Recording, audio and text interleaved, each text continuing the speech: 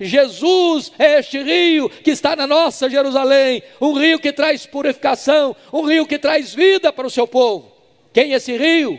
Esse rio é o Espírito Santo de Deus, a terceira pessoa da Trindade. Está lá em João 7, 37, 38 e 39. Aqueles que crerem em mim, como diz a Escritura, rios de água viva fluirão do seu interior. E está se referindo ao Espírito Santo de Deus. Os tempos estão sombrios, todos os sinais estão sendo dados. Acorde enquanto é tempo. Jesus está voltando. Volte para ele antes. O mundo nos engana, mas a verdade é uma só. Deste mundo nada se leva. Não se deixe mais ser enganado pelos emissários de Satanás. Nosso propósito aqui neste canal é te convidar, todos os dias, para essa reflexão. Te adorar é o que sustenta-me. Reflexão do dia. Romanos 11, 32 a 36. Porque Deus encerrou a todos debaixo da desobediência, para com todos usar de misericórdia. Ó profundidade das riquezas, tanto da sabedoria, como da ciência de Deus! Quão insondáveis são os seus juízos, e quão inescrutáveis os seus caminhos! Porque quem compreendeu a mente do Senhor? Ou quem foi seu conselheiro? Ou quem lhe deu primeiro a ele, para que lhe seja recompensado? Porque dele e por ele, e para ele, são todas as coisas. Glória, pois, a ele eternamente. Só Jesus é digno de louvor. De um lugar alto não vou me lançar, só pra demonstrar o teu poder. Eu não preciso ver fenômenos pra crer em ti. Não troco nossa comunhão pelo prazer de conquistar palácios, riquezas. Como um deserto isso vai passar, por isso resistindo estou.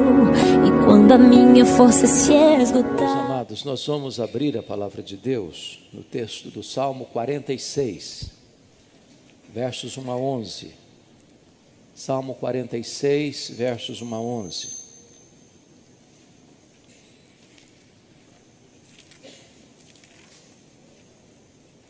Lido esse texto, peço que você mantenha a sua Bíblia aberta nesta passagem comigo. Este é um salmo dos filhos de Coré e tem como título que foi dado: Deus é o nosso refúgio e fortaleza. Está escrito assim: Deus é o nosso refúgio e fortaleza, socorro bem presente nas tribulações. Portanto, não temeremos, ainda que a terra se transtorne e os montes se abalem no seio dos mares, ainda que as águas tumultuem e espumejem, e na sua fúria os montes se estremeçam. Há um rio, cujas correntes alegram a cidade de Deus, o santuário das moradas do Altíssimo. Deus está no meio dela, jamais será abalada. Deus a ajudará desde antemanhã. Bramam nações, reinos se abalam. Ele faz ouvir a sua voz e a terra se dissolve. O Senhor dos exércitos está conosco, Deus de Jacó é o nosso refúgio. Vinde, contemplai as obras do Senhor, que assolações efetuou na terra. Ele põe termo à guerra até os confins do mundo, quebra o arco e despedaça a lança, queima os carros no fogo. Aquietai-vos e sabei que eu sou Deus. Sou exaltado entre as nações, sou exaltado na guerra. O Senhor dos exércitos está conosco, o Deus de Jacó é o nosso refúgio. Amém. Meus irmãos, eu gostaria então de tratar desse salmo com o título Deus, o refúgio verdadeiro. Esse salmo está claramente dividido, e vocês podem perceber isso. Aliás, uma dicasinha simples, mas talvez alguém ainda não tentou-se para isso. Quando você olha para o texto, você vê que no começo tem a primeira letrinha em negrito, e depois você vem descendo, e no verso 4, novamente começa com a letrinha em negrito. Depois lá no verso 8, começa com a letrinha em negrito. Isso significa que é um parágrafo, que é uma mudança de pensamento. Isso é uma divisão orgânica do texto. E aqui isso foi feito com muita clareza, trazendo 3 verdades no Salmo. Primeiro, versos 1 a 3, a proteção de Deus. Segundo, versos 4 a 7, a presença de Deus. Terceiro, versos 8 a 11, o poder de Deus. Então esse salmo está falando da proteção de Deus, da presença de Deus e do poder de Deus. Foi esse salmo que levou Lutero a escrever a Marselhesa da Reforma. O hino Castelo Forte é o nosso Deus. E você vai perceber também 3 situações claras na passagem. Nos versos 1 a 3, a natureza em desordem, convulsionada, os grandes fenômenos da natureza. E a reação do salmista é: eu não temerei. Depois você vai perceber, nos versos 4 a 7, Jerusalém sob ataque. E a reação do salmista é: eu não serei abalado. A terceira situação, descrita nos versos 8 a 11, é um campo de batalha depois da guerra, onde você vê os destroços da guerra, as armas enferrujadas, os carros quebrados.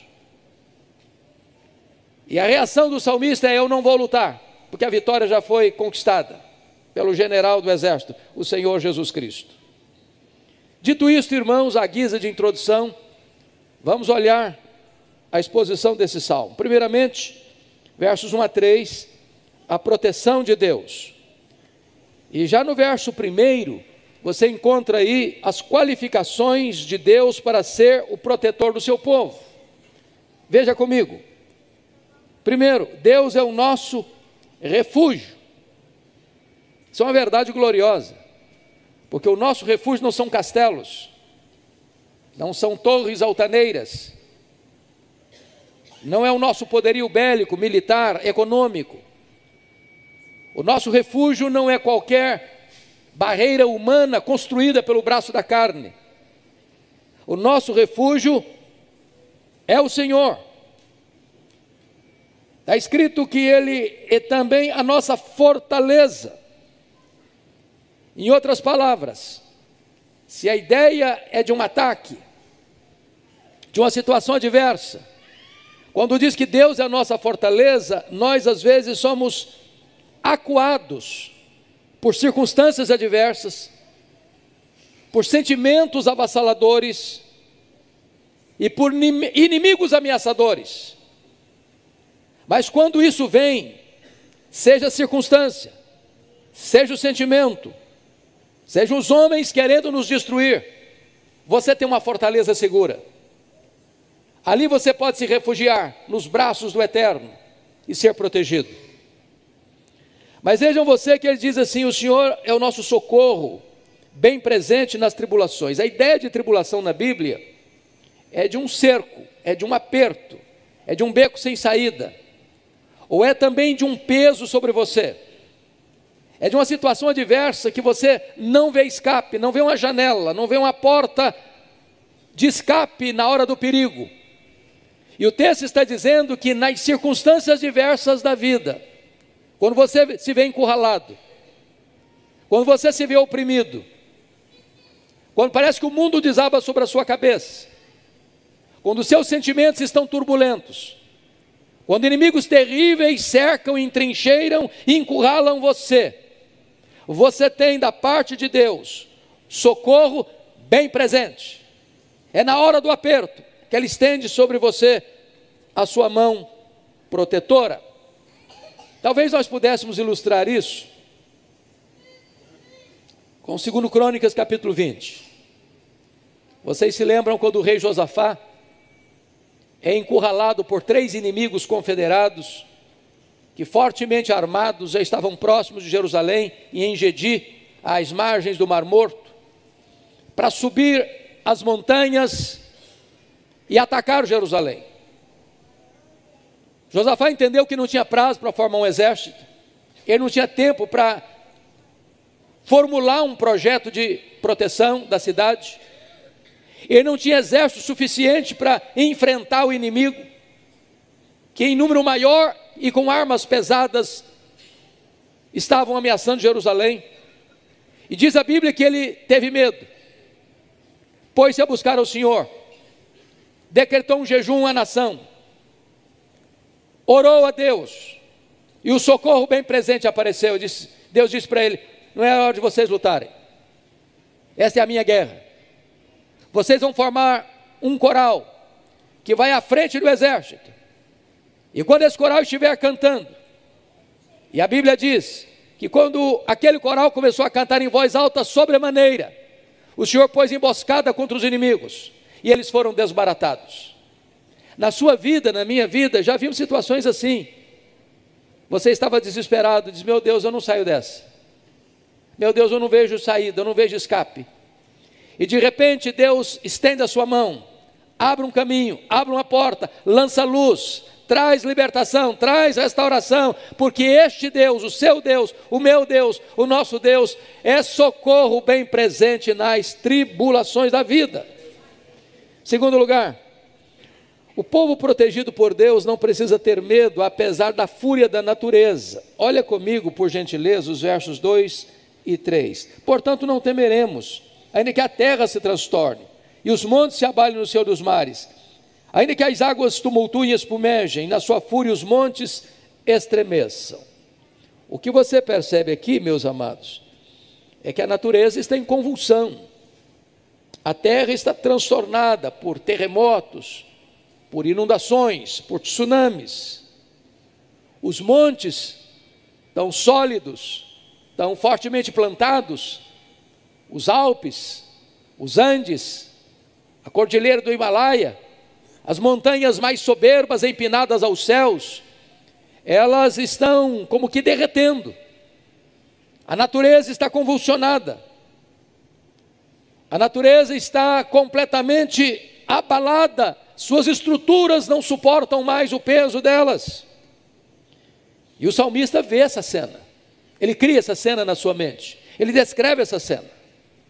E ele diz que ainda que tudo isso aconteça, ele diz: não temeremos.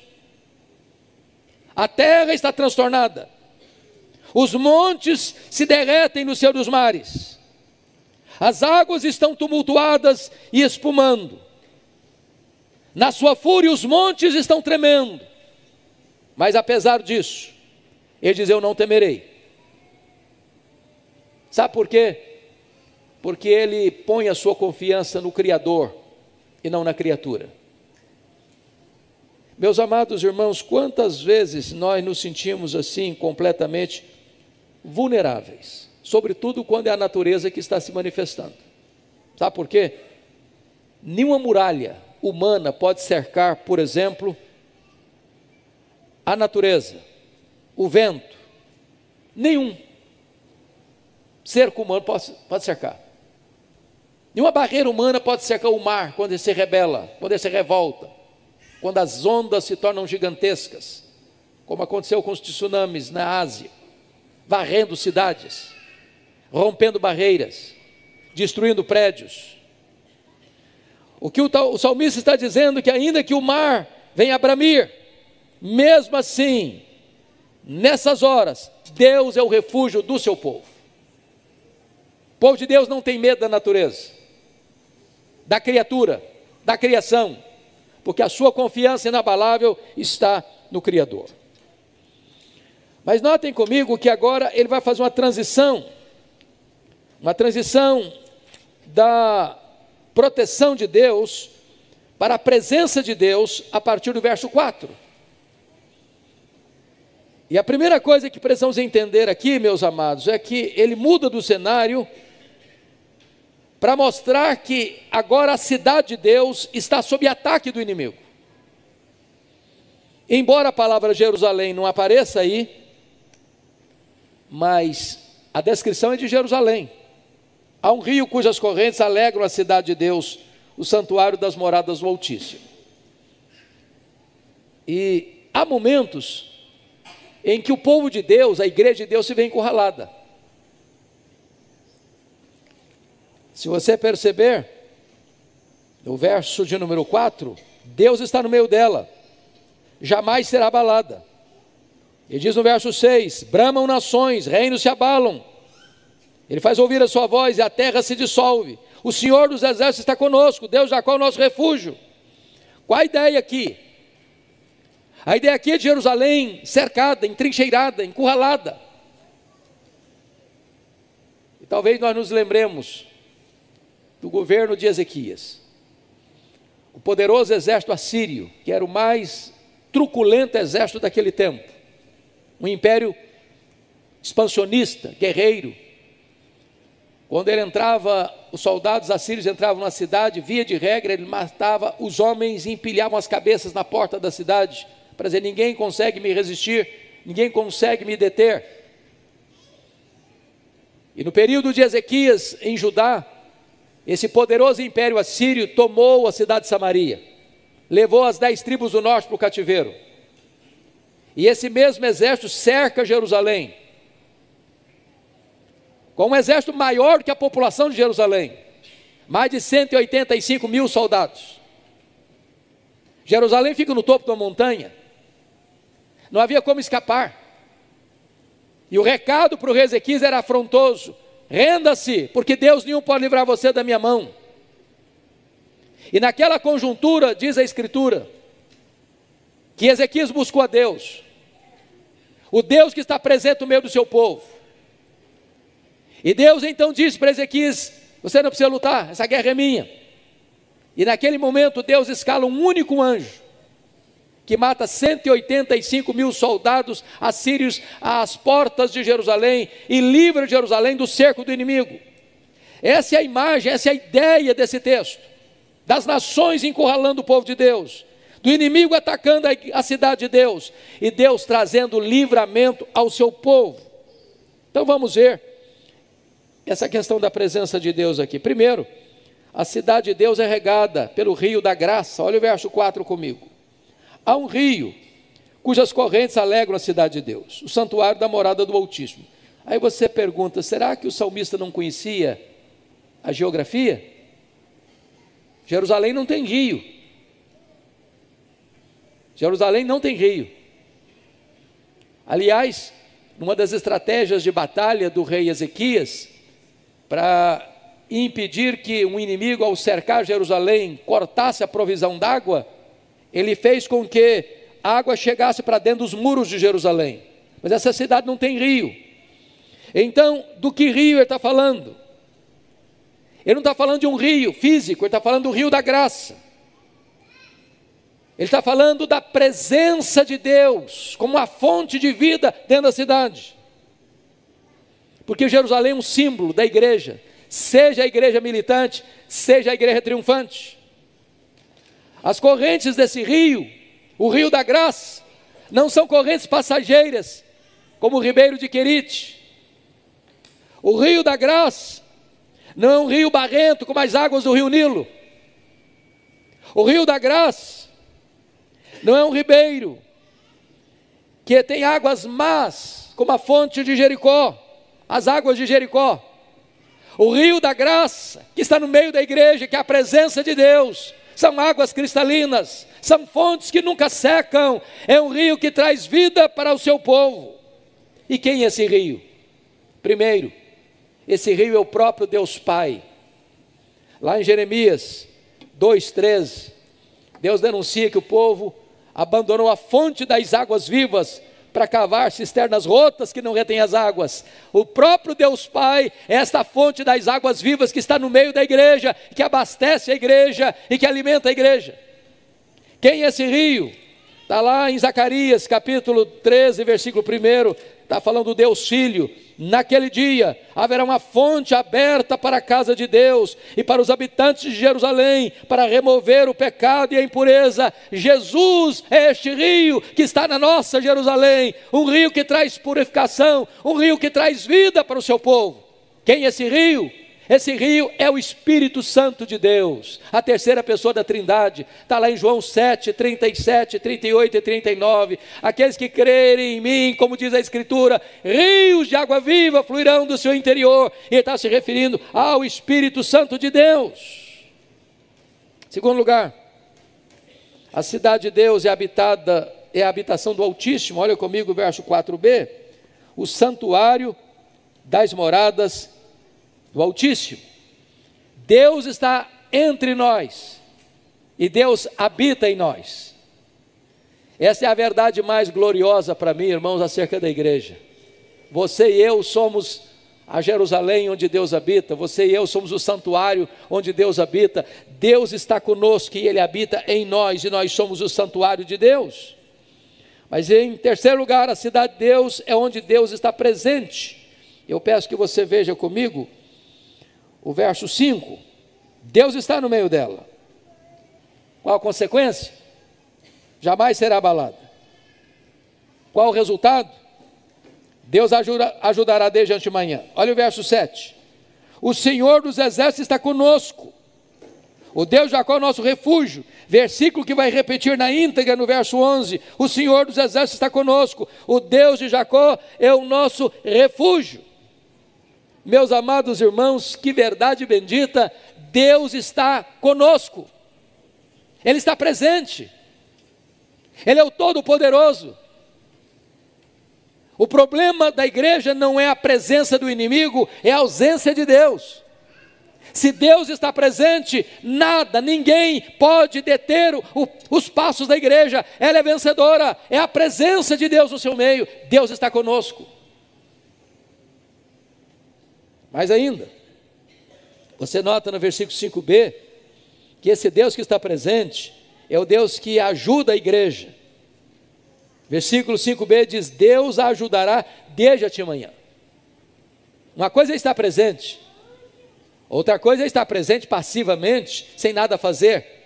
Mas esse Deus que está presente é o ajudador, é o cooperador, é o auxiliador, é aquele que socorre, é aquele que vê, é aquele que ouve, é aquele que age, é aquele que intervém, é aquele que responde oração, é aquele que dá força, é aquele que dá poder, é aquele que abre portas, é aquele que nos conduz em triunfo. Louvado seja o Senhor. Mas em quinto lugar, a cidade de Deus é protegida por Deus. Você pode ler comigo os versos 6 e 7, por gentileza? Vamos ler juntos? 6 e 7. Bramam nações, reinos se abalam, Ele faz ouvir a sua voz, e a terra se dissolve.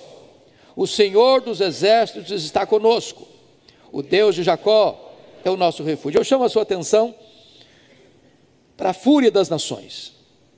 As nações bramam, os reinos se abalam. O mundo está convulsionado, as nações estão confusas.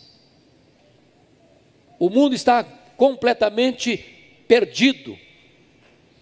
E há uma força concentrada, praticamente unânime, deliberada, para atacar Jerusalém, para atacar a igreja, para oprimir a igreja. Mundo afora, a Bíblia tem sido um livro perseguido, caçado, proibido, queimado, zombado e escarnecido. Mundo afora, a igreja de Deus tem sido perseguida por ideologias, por forças humanas e espirituais malignas. As nações bramam, a igreja é atacada, Jerusalém é atacada. Mas a verdade bendita desse texto é que o Senhor dos exércitos está conosco. E quando fala Senhor dos exércitos, Ele é o Senhor de toda a estrutura do universo. Ele manda nos anjos, Ele manda nos demônios, Ele manda nos astros, Ele manda na natureza. Não há nenhuma força, nem humana, nem espiritual, que não esteja debaixo do controle do Senhor dos exércitos. E o Senhor dos exércitos está conosco. Louvado seja Deus. Mas olhem comigo o que está escrito no verso 7, o Deus de Jacó é o nosso refúgio. Eu gosto disso, Porque Jacó é um camarada que é símbolo da minha vida, da sua vida. Gente fraca, gente contraditória, gente que erra, gente que peca, gente que diz, não, esse aí não dá para amar, não, esse cara é complicado demais, esse cara é fraco demais, esse cara aí erra demais, esse cara aí, a vida dele é uma contradição. Eu quero dizer para você que o Deus de Jacó, o Deus de amor, o Deus da graça, o Deus do perdão, o Deus da segunda oportunidade, o Deus que dá uma chance para você se levantar e se reerguer e recomeçar a vida, está conosco. Talvez você errou, talvez você caiu, talvez você está quebrado, machucado, ferido, pois o Deus de Jacó está conosco. Bendito seja o seu nome. Mas agora, finalmente, veja comigo dos versos 8 a 11, que ele muda de novo a cena. E preste atenção. Nos versículos anteriores, as nações estão bramando para atacar Jerusalém. Preste atenção que Jerusalém é um símbolo da igreja. A próxima cena que o salmista vai ver não é uma batalha, não é uma guerra. A próxima cena que ele vai ver é um campo de guerra, com as armas dos inimigos destruídas, enferrujadas, queimadas, os carros quebrados. Parece-me que a cena que eu vejo, meus amados, é a cena da Segunda Guerra Mundial. Parece que a cena que eu vejo são os escombros desta guerra, as praias da Normandia, a cidade de Berlim, a cidade de Hiroshima. São as armas humanas destruídas.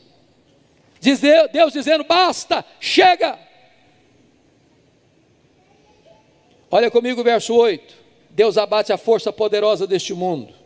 Vinde, contemplai as obras do Senhor, que assolações efetuou na terra.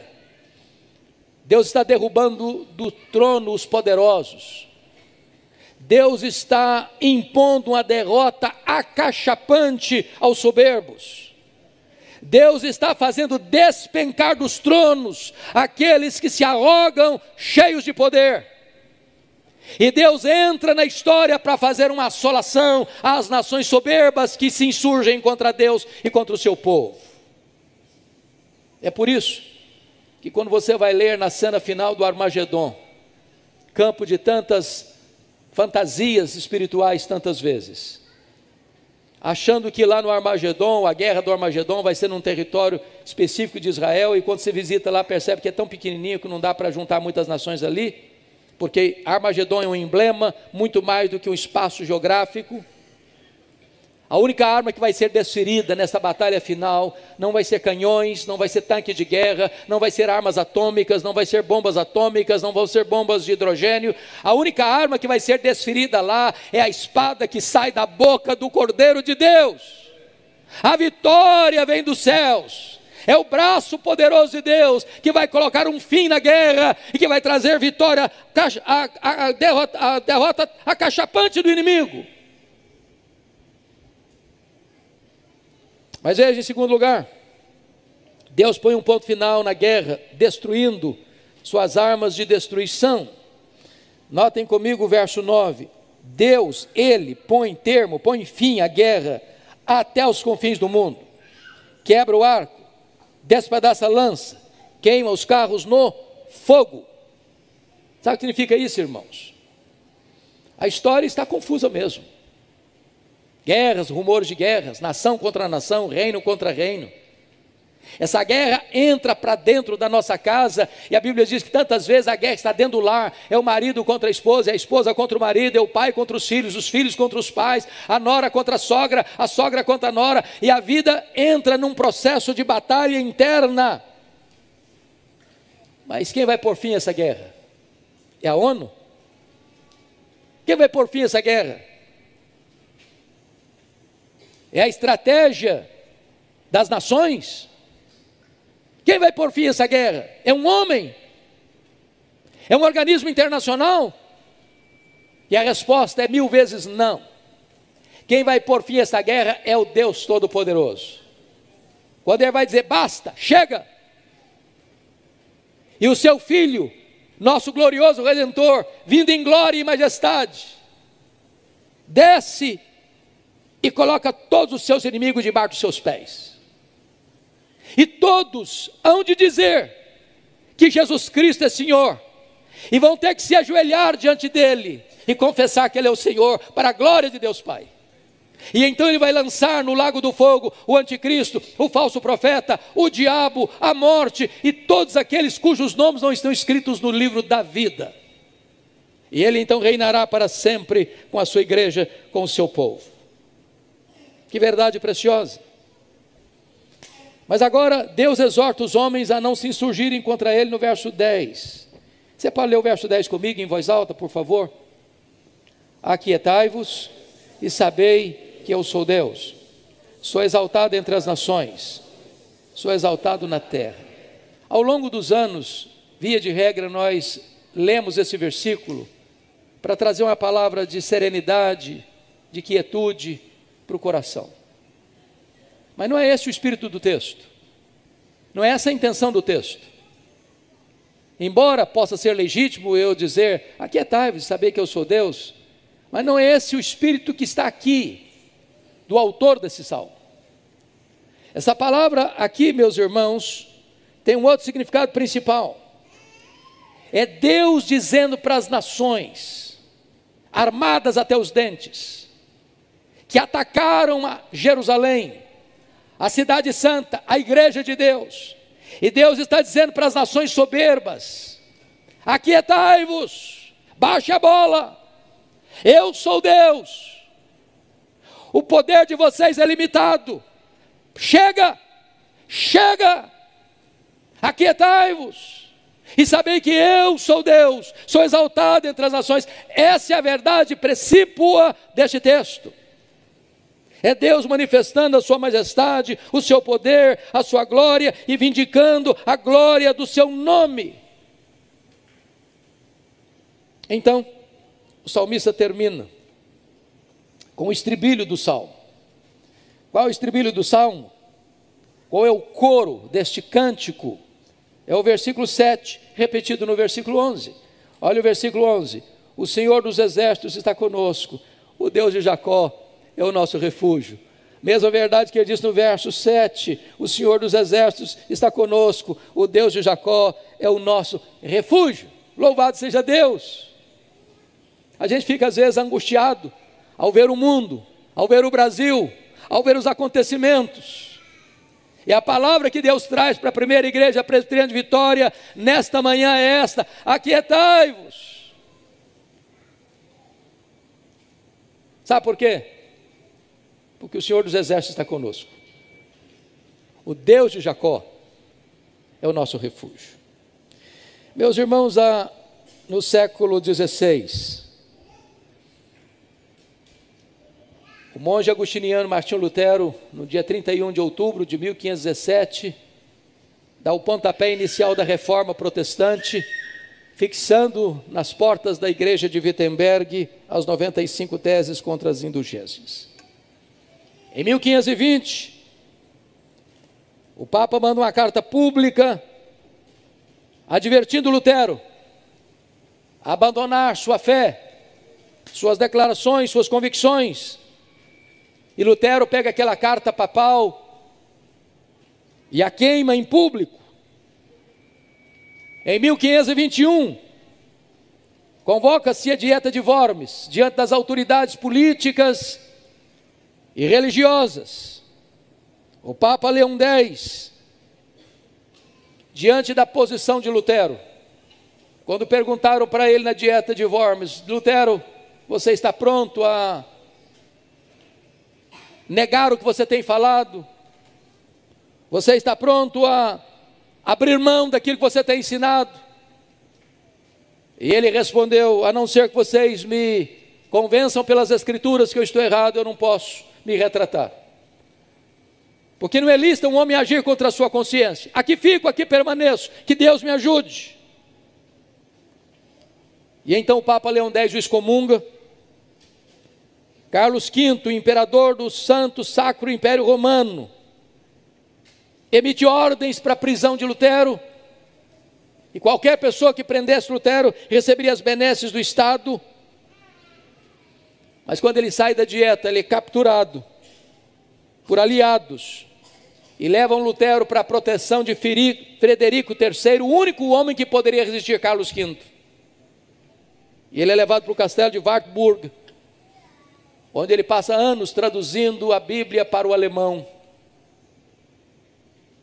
e dando início então à consolidação da reforma protestante na Alemanha. Ao ler esse salmo, ao meditar nesse salmo, ele compõe o hino Castelo Forte é o nosso Deus. Meus amigos e irmãos, as coisas mundanas, às vezes, nos faz sentir que estamos vivendo um mundo de felicidades. Não nos deixam enxergar a realidade e ainda nos mantêm na escuridão. É preciso que alguém nos chame a atenção dessas coisas, que nos faça acordar para a verdadeira vida, vida essa, com Jesus. O momento de despertar é agora. Pare agora e pense nisso.